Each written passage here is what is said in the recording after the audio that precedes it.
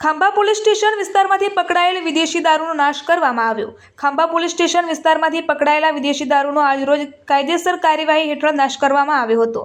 આ કાર્યવાહી દરમિયાન કુલ 12,845 બોટલોનો જથ્થો, જેની કિંમત અંદાજે ₹59,95,871ની કિંમતનો મુદ્દામાલ નષ્ટ કરવામાં આવ્યો હતો। આ કામગીરી ધારીના ચલાલા નજીક આવેલ બલાડા ચોકડી પાસે ખુલ્લી જગ્યા ખાતે ધારી ડિવિઝનના એએસપી રાજવીર ગઢવી, એસડીએમ જાડેજા, નશાબંધી અધિકારી ખાંભા પોલીસ સ્ટેશનના પીઆઈ ચુડાસમા, મામલતદાર ખાંભા, પ્રાંત અધિકારી ધારી તથા અમરેલી ફાયર વિભાગની હાજરીમાં પૂર્ણ કરવામાં આવી હતી। ત્યારબાદ ચલાલા પોલીસ સ્ટેશનના પીઆઈ રતન દ્વારા યોગ્ય બંદોબસ્ત ગોઠવી સમગ્ર કાર્યવાહી શાંતિપૂર્ણ રીતે પૂર્ણ કરવામાં આવી હતી। રિપોર્ટર સરફરાઝ ખોખર, અમરેલી। આજ રોજ ધારી ડિવિઝનના ખાંભા પોલીસ સ્ટેશનના જે પ્રોહિબિશનનો મુદ્દામાલ છે એની નાશની કામગીરી રાખવામાં આવેલી છે, જેનામાં માનનીય એસડીએમ ધારી સાહેબ, ખાંભા પીઆઈ અને જે પ્રોહિબિશન અધિકારીઓ છે હાજર રહેલા છે।